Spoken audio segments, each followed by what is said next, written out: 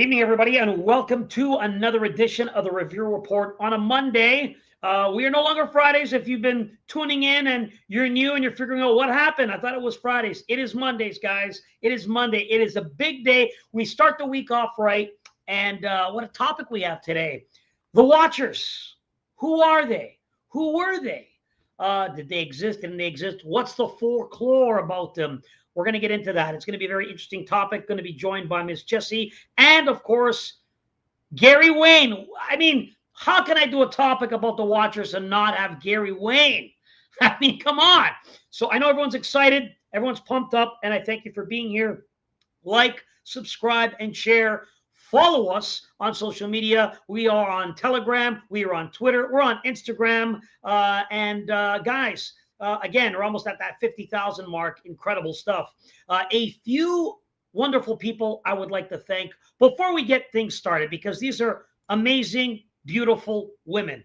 Stephanie S., Paula G., and Lisa M.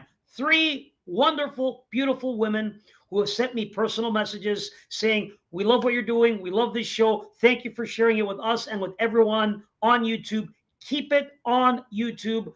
Amazing women. So again, Stephanie S., thank you. Lisa G. and Miss Lisa M., thank you so much for your contributions on PayPal to keep the show going. And everything goes a long way. So everything helps. And I appreciate all the donations, especially during the season of Christmas, which is kind of a holiday for those. A lot of places are shut down and closed. So we're going to try and bring you some informative shows. We are going to be on next week, next Monday. And our guest next Monday is going to be Pastor Dave. He's going to be in the show, and I'm curious to get his take on the holiday, the meaning of Christmas, his take on it. So it's going to be interesting. All right, we're not going to waste any more time because we know you're ready for the show. So give these three ladies a thank you in the comments, and let's get started. Without further ado, another wonderful lady who's an author, has many books available on Amazon, has her own ministry, and she's currently writing a new program. She's always got some type of study that you could be a part of and learn. And she's working on something new. Let's hear about it. Please welcome Miss Jessie Czebotar. Jessie, hi, how are you? Hey, great. Doing great, George. Yeah. I've got my new series called The Unveiling of the System going down, and you can access that free on my website, kingdomlivingwithjessie.com. So a lot of information on there. Wait a minute. Did you say free? They can go to your website and see it for free? They can see it for free. So it's not like NBC, CBS, Fox, or you don't have to like subscribe. I wish. Well, that's I wish great. I had that many subscribers. No. Right? No, I'm thankful. Yeah, it's the best way to gather information, and it's literally a master class. So good stuff on there. Amazing. Guys, it is Christmas time, and we usually do a breakdown of Christmas and its meaning, but take away the occult aspect of it. It's still a season where families get together innocently, and they try to spend time with one another, break bread, people they haven't seen. They try and raise your spirits, and hopefully you're going to have an amazing holiday season with your friends and your family, and you just get to spend some time with each other, and you get to do something fun, whether it's Hanukkah, Kwanzaa, all those things. I just hope, no matter what that is on the occult end, and it's, true heritage and beginnings, what they meant for it, we'll take it, inherit it, and make it our own in a better way. And if you don't know what I mean, go to last year's show on Christmas, and we might even tap into that on the after show. Gary was even saying, hey, we could talk about Christmas and that, and I was like, I get it. Maybe we'll save that for the after the show, because we will be doing a Q&A for the after show after this on Patreon. My link is in the description. But again, I digress. It's the Watchers. Who are they? Let's bring on my guest, who comes on once a month and shares with us his knowledge, his research, his information.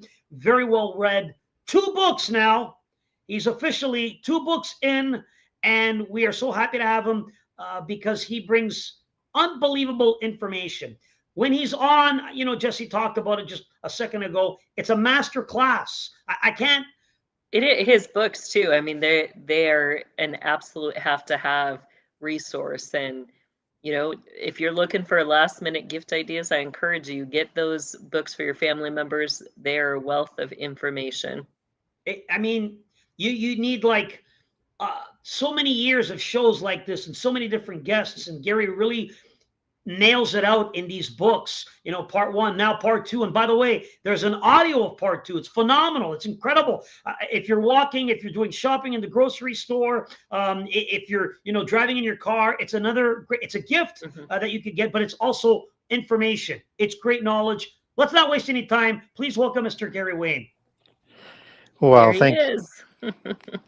thank you for inviting me back. So happy to be here. And yes, book 2 is out on audio. It came out last Thursday, and it's available on Amazon Audible and iTunes as well. A6 distributes through iTunes as well. So I don't have a link for that, but I've redone the website. And so if you're on the website now, you can link right over to the Kindle edition on Amazon, or you can link right over to the Audible edition as well.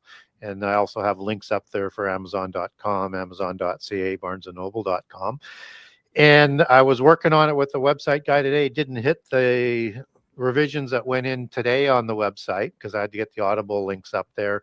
But if you're living international now, on the international page, there will be a link up there where you can go to Amazon, and there's a little service that I have to pay like $6 a month for, but it's designed to take, if you're in Australia, to take you automatically to the Australia page from there, or to the UK page, or to the different other ones. And I'll be making sure that that's up hopefully this week. If I can get my web guy back on there to do it, I give him the go ahead to hook that up today. So yeah, very excited. And I also noticed on book 2, it's early on the market, but it hit number 1 on Audible. Whoa! but not overall, just in the Christian historical theology.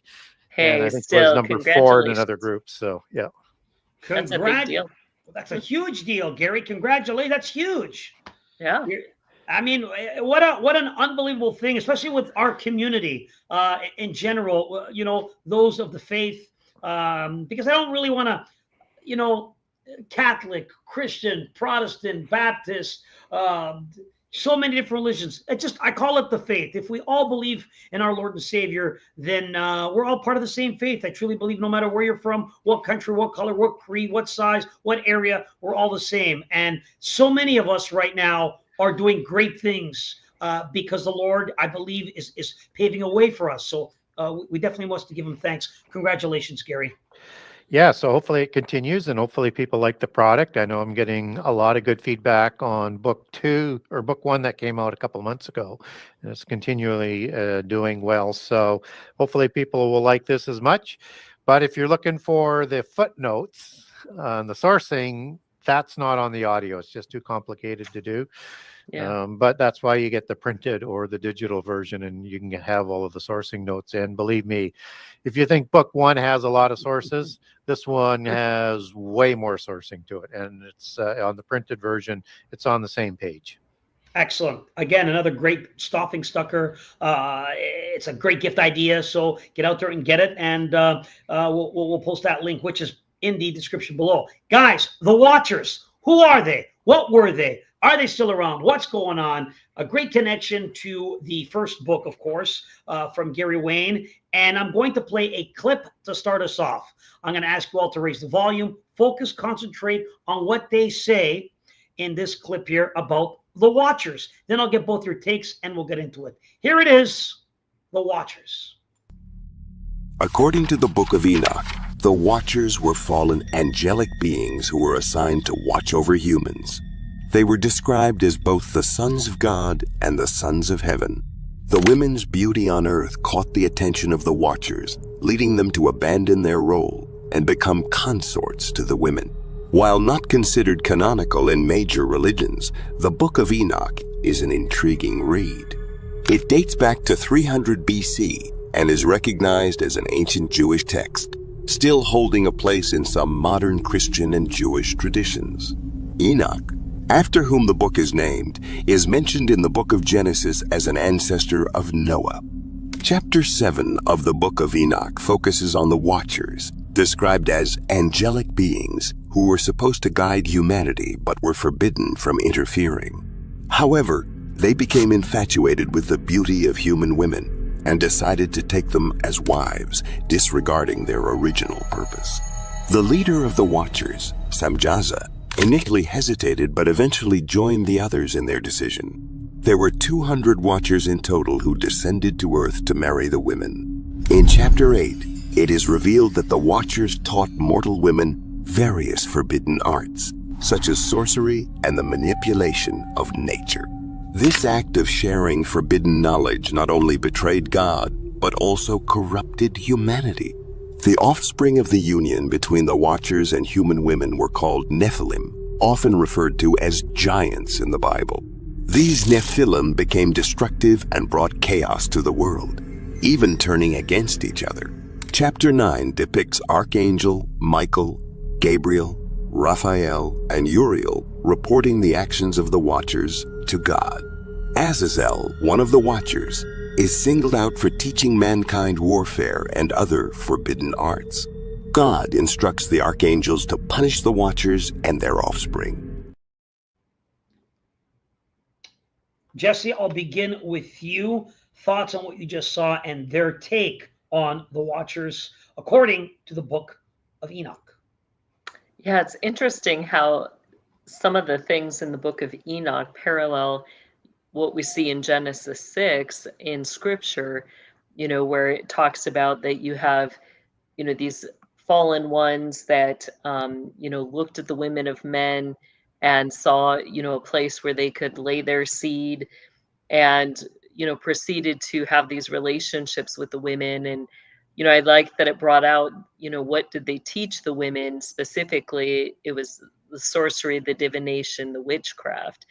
And that is really what kind of becomes your basis for the whole occultic system that then progresses forward in history. Very good. Now, Gary, I know you might go a little bit deeper into this one, but so far, from what you're seeing, what are your thoughts on this depiction, and what do you think? Yeah, I think it does a pretty good superficial level sort of dive into it. So I think that's fairly consistent with what it's talking about in the Book of Enoch. In the Book of Enoch, the Watchers are described as the sons of heaven or the children of heaven, depending on which translation that you're doing, which is, we would understand as the sons of God. And they're called sons of God throughout the Book of Enoch as well. And it's interesting, again, that parallels exacting sort of language that is in Genesis 6. So, and that the Watchers were ones that are described in the Book of Enoch as holy ones as well, who watch. And Gabriel is listed as one of those Watchers.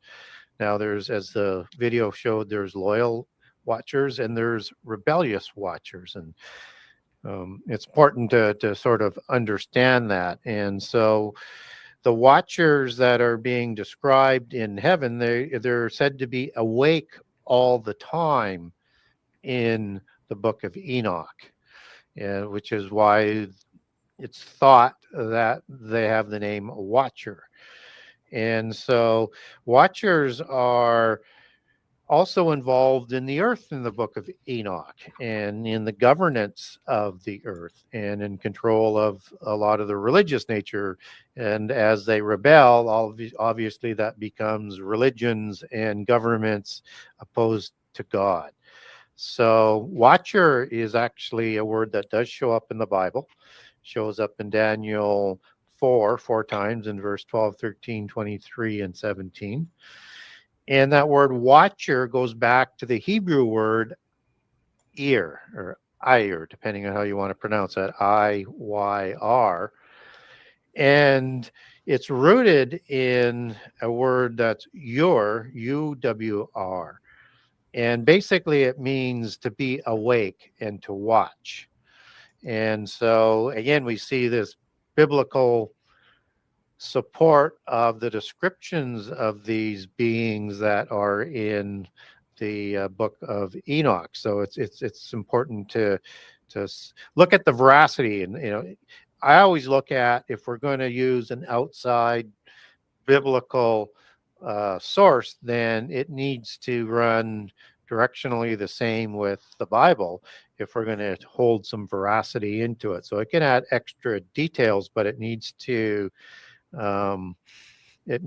be consistent with the doctrine of the Bible. So when we look at watchers that are talked about in other cultures, they have a very similar sort of meaning, which sort of goes to the veracity of it. So in some of the translations of the Book of Enoch, in 2 and 3, for examples, you might see the word Gregory, which is the translating of watcher as Gregory into the Greek. But there's also a couple other words in Greek that are interesting as well, because one of the watchers was a seraphim, and there's 4 groups of watchers. So that's the other thing you have to keep in mind. You have archangels, you have seraphim, you have ophanim, and you have cherubim. And so when we look at the word drakon and drakonta in Greek for dragon, that means the word watcher. So it's important to understand that seraphim with 6 wings and a serpent face is a dragon angel. And drakonta is also understood as Draco, as a derivative of that word. For Latin, that comes right from Draconia, which is also rooted in Draconta and Drakon. And so this is a flying 6-winged dragon if it's a seraphim. Now, it's not all of them, but a lot of times you get cherubim that are also described as watchers, and they are a watcher, but also as dragons as well, because they're winged and they just have a different face. So it's one of the things to start to understand as we're talking about the watchers. Now, in Sumer, you have watchers that are also called Anunnaki and Igigi. And of course, Anu is the parent god of the Sumerian pantheon for the parent gods, and An is heaven. And then you have Ki, which also could be pronounced with a G-E at the end. So K-I or G-I, they're phonetically the same. That means the earth. So you have a parent god name in there.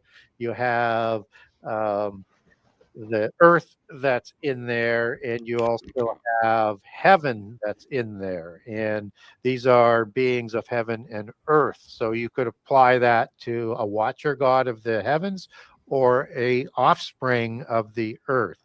What's also interesting about that word Igigi, and again, it's important to understand, you could be Ijaki with the K or 2 Ks in there if you wanted to go full born on the transliteration of the G and the K. That means watcher in Sumerian as well, and it's rooted in the word Iji, which means eyes, as in to watch. And also it's important to understand that the Ophanim have many eyes, and or when we get this conflated group of beasts, they have many eyes. In the Book of Revelation, you actually have 6 wings of the seraphim there. Then you have descriptions that would fit the cherubim, and then you have the eyes of the Ophanim in that conflated image that's in the Book of Revelation, which is a bit mysterious. I'm not sure whether it's signifying something different going forward or what is going on there. But when we understand that, you could understand Igigi in the terms of the 2 words that are in there. You have the earth and you have the watchers. So the watchers of the earth or the watchers for the earth. And I think it's probably both. And typically in Sumeria, the offspring of the Igigi or the watchers, the Anunnaki, were also had the same term, just as you have titans of heaven in Greek and titans of the earth, and or heroes, as they're also called, as the giants. So you have that similarity. And the Nephilim is a derivative word of Nephal, meaning fall, and put the I am plural, it's fallen ones. And when you see the word in Isaiah 14, when Satan falls from heaven, that's Nephal. And so they followed him as fallen ones. So that's where the word comes from for those rebellious angels. And then we have two sets of gods in Egypt. Just before I finish here, to mention that you have Urshu gods and Neter gods in the Egyptian pantheon, and that also means watcher for Urshu and ones who watch for Neter, as you take that back to the ancient Egyptians. So you have this constant, and so these are archons. As they're also talked about in the hypostasis of the archons and Gnosticism. An archon means ruler, and it's the source word for archangel, one of the groups of the watchers. And these rulers are the ones that govern in the council of the gods, both in the Bible and other religions, over the 70 nations of the earth, both before and after the flood. So you see the symmetry of these beings, which adds to the veracity that we need to take this seriously. Yeah, that's really interesting that you bring that out, and about the archons and the four different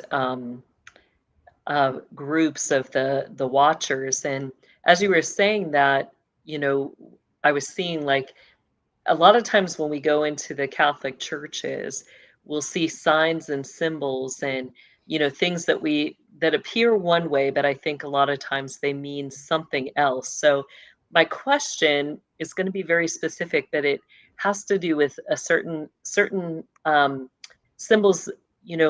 They like to mark their churches or different buildings with what they'll call the cherubic signs, especially for the Golden Dawn. And they'll outline those signs, in several ways. First, you might see it up on the ceiling, or you might see it on the floor, or you might even see it on the altars or the podiums, where they'll use the sign of the eagle, the lion, the man, and the ox. And then they'll parallel that also with four of the gospel writers, Matthew, Mark, Luke, and John. And then hidden behind that in the system, they also parallel that with the four mothers of Israel. So my question is, do you think that those cherubic signs are connected to a sign of the watchers, and maybe different churches or buildings that might be calling on those watchers for knowledge and information? Yeah, certainly. I think that could be understood that way. And the question gets to be, is it loyal cherubim or rebellious cherubim? Because all groups rebelled. And cherubim is a very important part of the occult belief system, not only because they appear in four different images as a single face when they took their physical form on the earth. That ox can also be translated as bull, so that's where I prefer the bull. It's more consistent with the imagery. They were the ones in the occult, that the cherubim were the ones in the occult. Not only were warrior angels similar to other angels differently, but they had a specific operation. So biblically, we saw them protecting Eden with a flaming sword. In the occult, they're protecting gateways to the other world and the palaces and the temples. Right. And so you'll see them in, as these animals with a single head. You don't see the four faces put together. They're also understood in the occult as being a being that's supplied special kinds of wisdom that comes directly from God, that is completely unique and superior in a lot of ways. I can't tell you what those ways are because I'm not at the adept level. So, and I'm not even part of the secret society. So I have to get my information where I can find it. Now, this is a knowledge that is said to come through the third eye, or the single horn in the unicorn, which is an allegory for a cherubim, just as you see those unicorn horses pulling the chariots of God in Greek mythology for Apollo or Zeus, or you name the gods. They all use the same sort of imagery, which is sort of a counterfeit imagery and allegorized of the cherubim pulling God's chariot in Ezekiel 1, 3, and 10. So the cherubim, they hit a special level of understanding in the knowledge cult. And it's different than the knowledge that Azazel provided. And Azazel is likely it was either an archangel or a seraphim. I think seraphim, on the basis of his degradation to being a goat god or a satyr or satyr god. So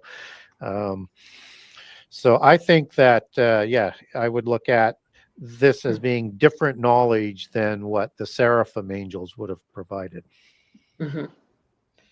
Now, the Watchers, it is said that the Watchers were the ones, like you heard in the description, took the daughters of men, mated them and created a new race, which you discuss in your first book, called the Nephilim.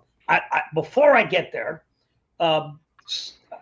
painting that picture, they taught, and I always learned that they're the ones that introduced the women to root work. It was called root work. Now it's called sorcery and magic, but then it was called root work, where they were able to take things from the earth taught to them by whatever group of these Watchers for healing purposes and to manifest certain things and desires. So this was taught to them. So they bring a lot of knowledge, which they were told not to. Okay, that said, a woman said something in the chat I found interesting. This is Mary. Mary says, they say Jesus descended into hell after he died and maybe talked to the Watchers. Is there any reference from the Bible about both these things? So I thought that was an interesting thing in regards to this. So I wanted to bring this up and get both your takes. We'll begin with Jessie. What's your take on that comment? Yeah, I believe, you do get some scripture with the descended into, but that is more commonly seen as a, direct reference from some of the different early Christian beliefs and things like that. I haven't heard directly that he descended to talk to the Watchers, but I'm curious as to what Gary will say about that. Interesting. Gary, I want to give it to you. And if you have anything, and if you don't, that's fine. There's no comment. But is there anything that you could add to this question here? Yeah, I would encourage people to read 1 Peter 3. And in there, while Jesus is still in the grave, he goes and he talks to the spirits that are in hell or Tartarus, which is the pit prison. And we're not told what he's saying to them. There's only two groups of people in the pit prison. One is the Watcher fallen angels, the ones who did the worst crimes, and or the terrible ones, which are the demonic spirits of the Nephilim that they produced in Rephaim after the flood. And they're in the sides of the abyss with these terrible ones. And so I think he went there not to just sort of view them. I mean, he's part of the Alpha Omega, so he went there to deliver a message. Wow. And I think the message based on another interesting passage in the book of Corinthians, where it talks about if the fallen angels or the princes, the archons, the archangels, the rulers of this world had known about the resurrection, they wouldn't have crucified Jesus. So they didn't know that. And so when he's in the grave for 3 days, he's talking to these spirits. And I think my speculation here is that they're pretty shocked to see him. And number two, he's basically telling them that your fate is sealed. And when I resurrect on the Sunday, understand this is me ad-libbing here. Of course. Your rebellion is completely over, because we don't get told what he's told, but what we do know is that lake of fire, just as the pit prison was created for the rebellious ones and the worst of the demons, the lake of fire is also created as eternal punishment for both groups as well in Matthew 25. So I think it's and it's all information that Jesus is providing us. So I think that's all interlinked. But understand, I've connected a couple of dots, but we do know he went there.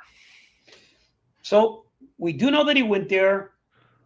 So that's there. There's scripture. You mentioned what they could read in regards to Peter to get more on that. Correct? Correct. Yeah. Okay. Now, he went to the Watchers. We don't know for sure what he said. You're saying to deliver their fate. This is yeah, I think that's very possible. That's exactly what it was. To deliver their fate, to see them. But this is unbelievable. You know, the topic is the Watchers, who are apparently, and you both are confirming, they were to watch over us. Correct? They weren't supposed to intercede in any way, or were they supposed to help us in some way? I got to know that before we move on to the next one. Were they meant to help us in some way, in a positive way, or no way at all? We'll begin with Jessie. I think they were. You know, I think back to, I'll hit it from the opposite side. Instead of scripture, I'll kind of come from knowledge within the occult.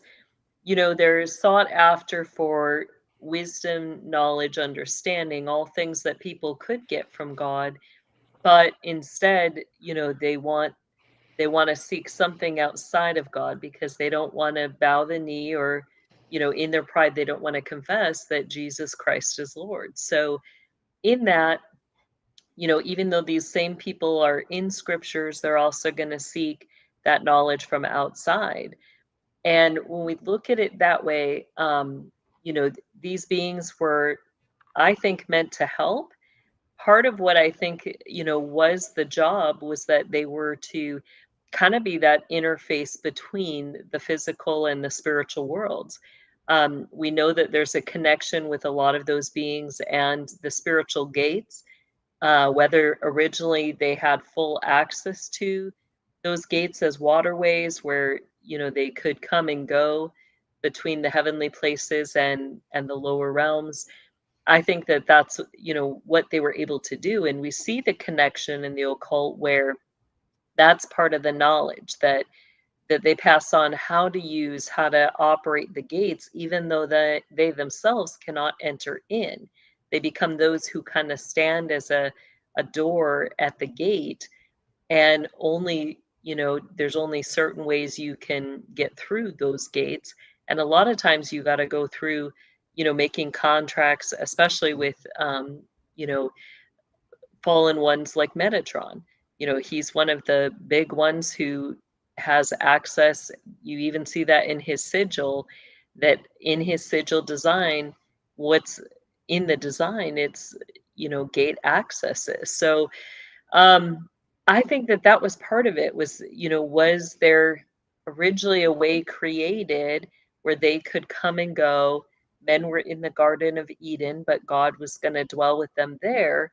But once they were cast out, you know, they began to teach how to access different things. I think that's very possible. But Gary, I want you to give me your take.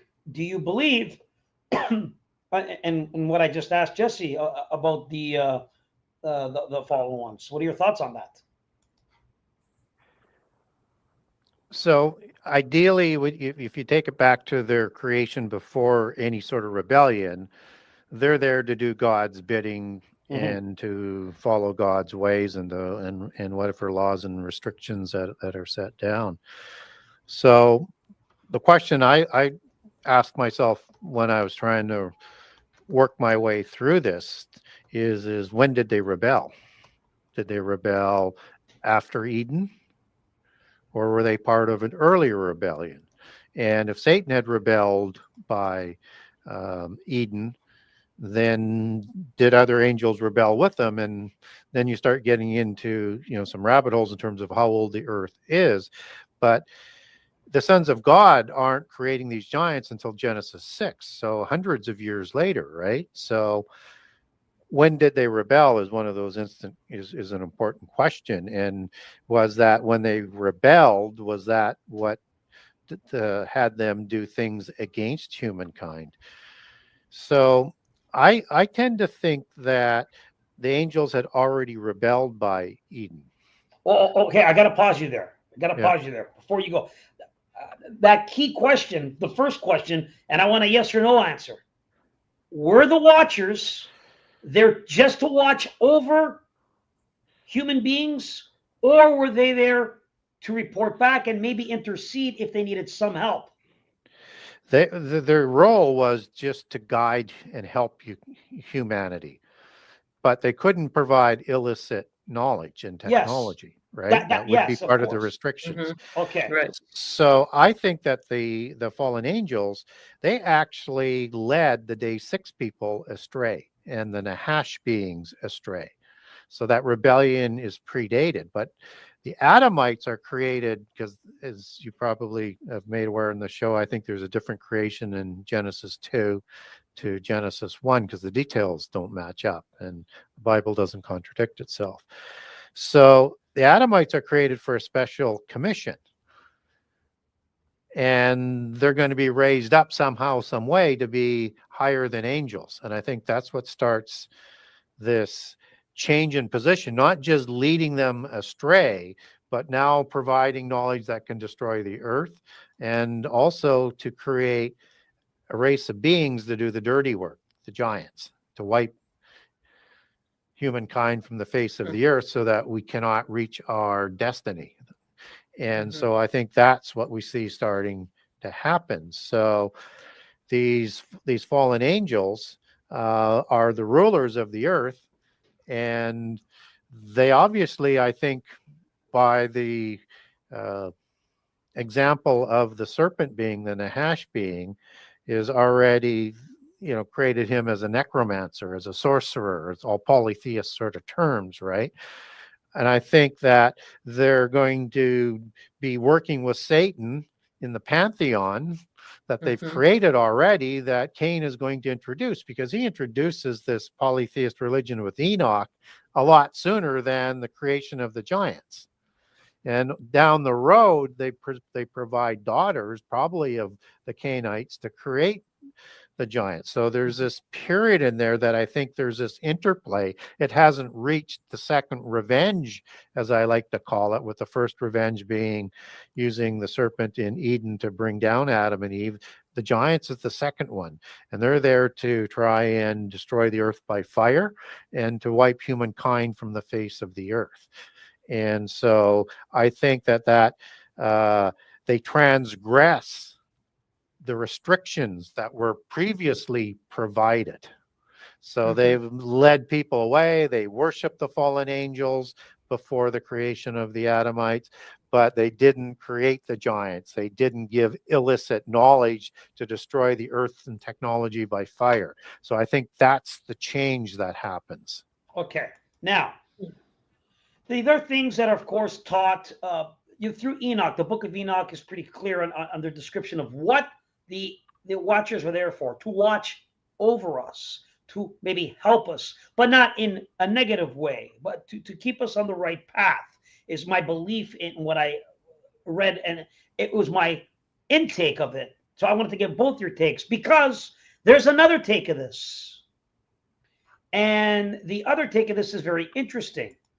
And a movie came out in 2014 called Noah. It's a biblical drama, and it starred Russell Crowe. Let me just give you a quick synopsis of what they wrote about it. When God decides that mankind, I repeat, when God decides that mankind has become too sinful and must be wiped off the earth. This is a simple synopsis on the movie Noah, because human beings were bad. This is a picture of their take of the Watchers communicating with Noah and his family.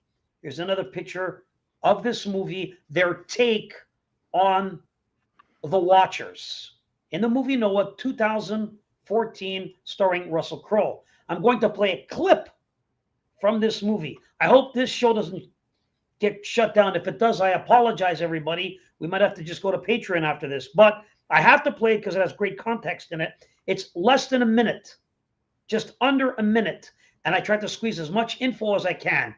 Here are the Watchers in the movie Noah explaining to the star, Russell Crowe, what they were there for, what their creation was, and what happened. I think you're both going to have an interesting take on this. So here it is. Take rock and mud covered their glow. They were there to help mankind, help. And when they did, they disobeyed the Lord, so he punished them. Jessie, will begin with you. Your thoughts on that synopsis in this movie. Of course, just a movie, but your thoughts. What's interesting to me about it, and they didn't necessarily bring it out in this, but the connection just with the name Noah in the first place is that, the connection between that and rest and God's initial command, that creating the seventh day for the rest, that there should be a place for the Spirit of God to rest. And, when you see that, the disobedience, there's a lack of rest in that, a desire to go one's own way and to do things contrary to what is the will of God. And I think that, that's a vital part in what that movie's saying, is that, these Watchers were those that directly chose to be outside of God's will, to do what they thought was best, to do it their way versus being obedient to God. And so that's where I would take that. Okay. Gary, your take on this explanation of the fallen ones, the Watchers, what they perceive. Again, this is maybe not what they feel, or is it in some occult way, how they're trying to paint? Because to me, they're painting that humans were bad. That's what they're painting. Humans were bad, but we know that that's not the reason for the destruction. We know that the flood came to destroy these giants that were breeded between the Watchers and the daughters of Cain, the Canaanites. So give me your thoughts on what you just heard.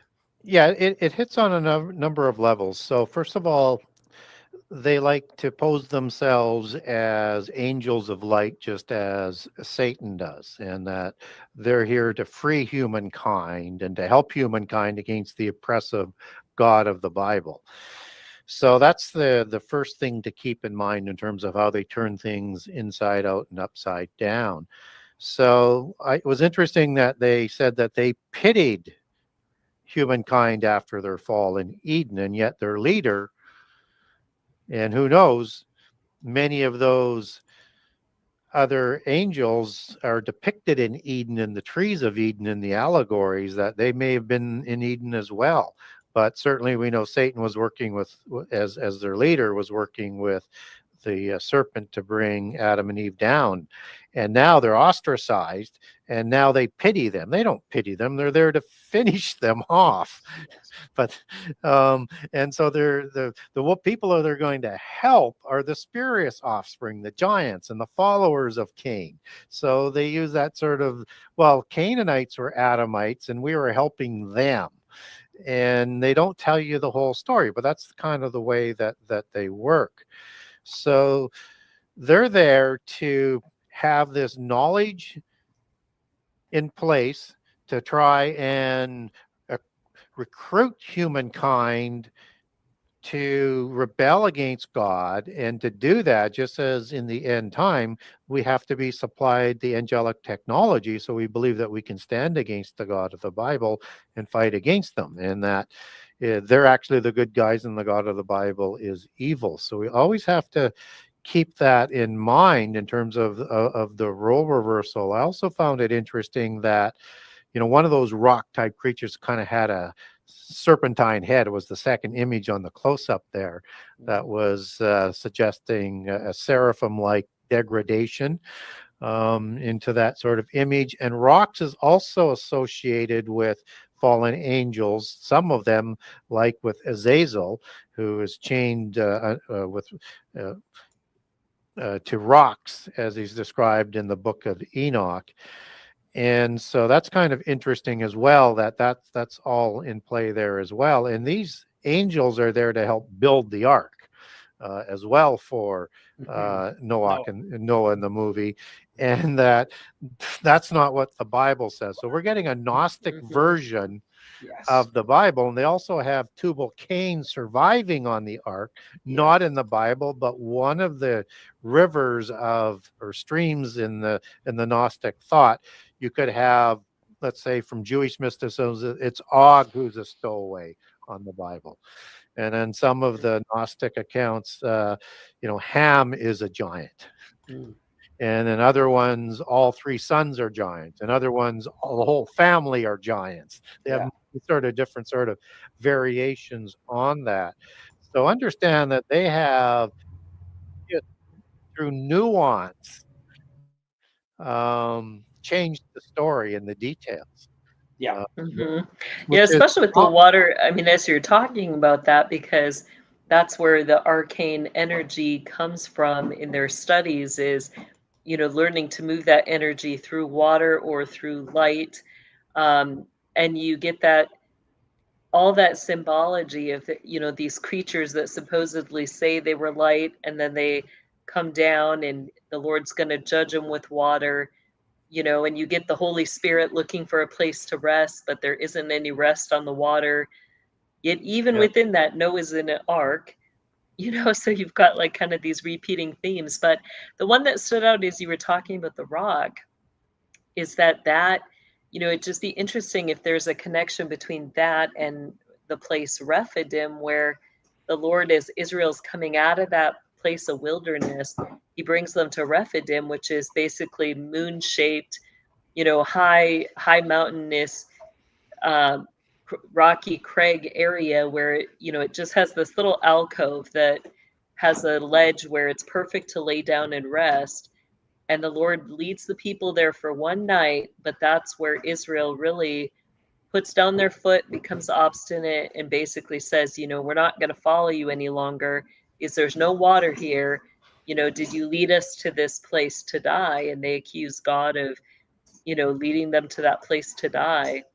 But it's interesting that just all the interwoven themes between rest and rocks and these beings, Yeah, and Rephidim was the battle that was against the Amalekites that were trying to wipe them from the face of the earth. That happened a little bit later. One last thing on that question is that the Gnostic doctrine that's being portrayed there, in summary, is that the God of the Bible keeps humanity enslaved in ignorance and forced to worship him, and that the fallen angels provide knowledge as part of the freedom and are going to help free them through the illicit knowledge that they're providing them to be rebellious and win a place to live with the fallen angels in a separate realm. So it's all consistent Gnostic doctrine. It's just very subtly played that, we're just providing them help so that they can survive. Well, they go way beyond that. They're giving them the ability to destroy the world with fire. But that knowledge tends to go to the Canaanites and the giants, who use that to create the violence that brings the flood.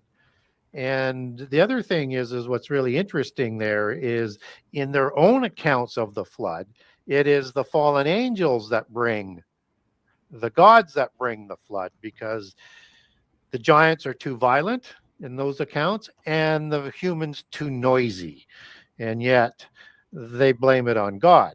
Now, biblically, God is bringing the flood, or he permits the flood. You could interpret that either way. So they may be forced to bring the flood as part of the punishment to watch their followers and their offspring die as part of the consequences of violating the laws.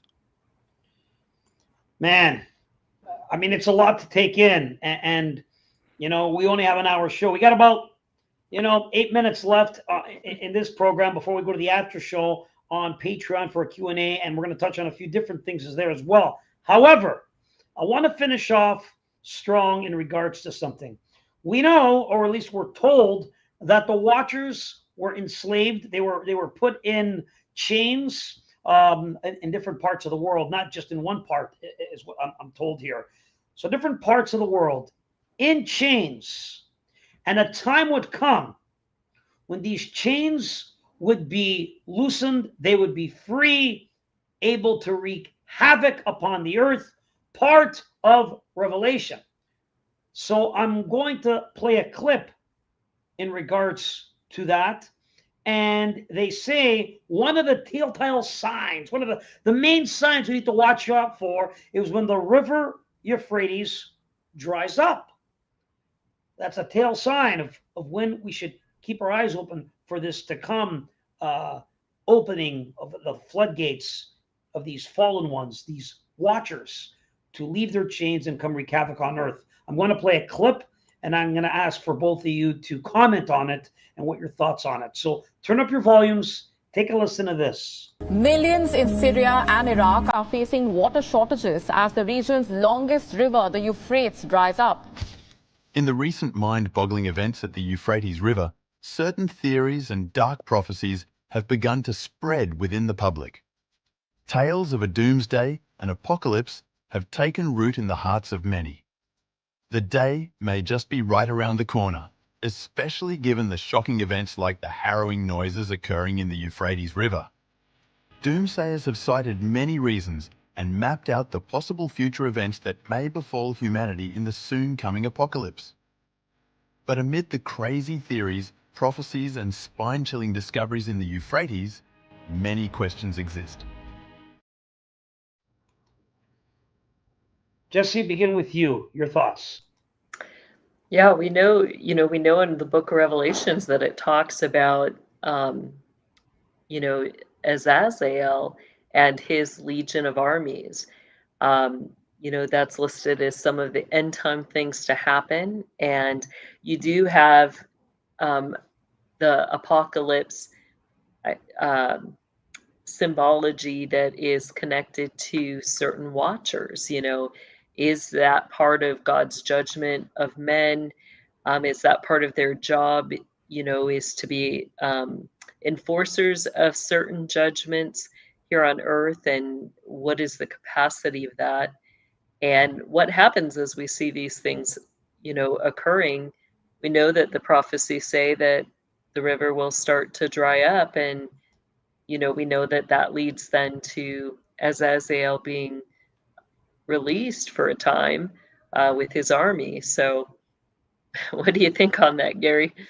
Gary, your thoughts on what you just saw about these premonitions? The river Euphrates is now drying up.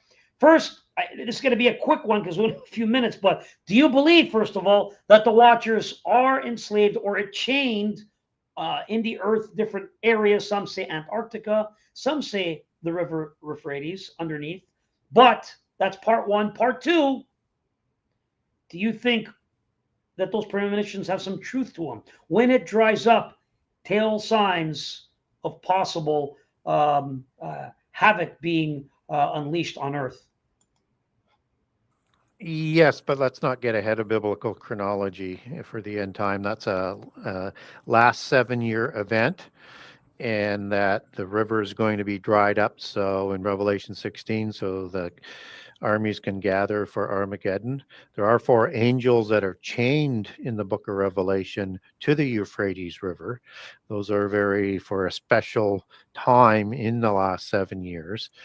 And those would have to be very powerful angels. And in the book of Enoch, we do get 4 powerful archangels that seem to be on the 4 sides of the throne of God and over the 4 groupings of angels as the head. One would deduce these are fallen angels that are chained that are going to be released in the end time. Now, that should not be confused with the ones that come up out of the pit prison in Revelation 9. But they're all released just at a slightly different particular point in time in the last 7 years. So yeah, very important prophecy, but we're nowhere near that as well at this point in time. So unless of course I'm dead wrong on the chronology, but I think we are in the fig tree generation. So I do believe we're in that generation. I do believe we're in the sorrows, but we are not at the point of even the seals opening, let alone the trumpets where the pit is opened and released, and Azazel's going to come out as the chief of the host of the army of fallen angels that are in there. He is, they call them Shemyaza. I think they're the same angel. Shemyaza's name doesn't end in EL, so it's a title that probably applies to Azazel. Shem being renowned, famous, infamous, and also dually goes back to heavens, as in Shemaim, or the heavenly ones. And Yaza is an Arabic and a Zen word for an angelic being. And I think that those are both the same angel. So I would look at Azazel coming out of the pit prison, but it's different than the ones, those are different angels that are at the Euphrates rivers that are chained. So I'm not sure which ones they are, but just as in Enoch, you have the top 7, but then you have 4 that include, Gabriel and Michael as 2 of them as quick examples of those 4 of the top 7. So I would expect the counterfeited host would have that same hierarchy of rulers. Wow. So I have a quick question. Would you then connect, or what would you say, like, could they try to fake end time apocalyptic things? Do you think that maybe the draining of the Euphrates River could be connected to a man-made thing to make people fear that we're in those last days? Yeah, I think the sorrows, I think the seal catastrophes, I think the trumpet catastrophes are all contrived. They're brought on by the rulers of this world, both visible and invisible, to try and convince people that the end time in the last 7 years is sooner, and that they can use that to have a war that would happen in Revelation 9, same as Joel 1 and 2 and Ezekiel 38 and 9. That would be the Armageddon war. That So kind of like trying to force God's hand to meet him on the battlefield. They would love to have that happen sooner, but they can't because of the restrainer. But that's always their attempt. But for sure, they want to do everything in a counterfeit way to deceive people that they think it's going to be the day of the Lord before it is. And even in Revelation 6, where there's only 25% destruction, as you get to the end of that chapter, you have all the great ones and rulers of the earth going into their underground caves and cities or bunkers or whatever they've created for themselves, tunnels, because they think it's the day of the Lord. It's that bad, but and I think that's worse. Part of what they're faking too, even faking the day of the Lord and bringing in a false Lord. Yes. Instead of the real Lord who's there. Yes, because the delusions are going to be so powerful that even the elect will be deceived if that were possible. And that's how you do it. Yeah. Interesting conversation, guys. Interesting.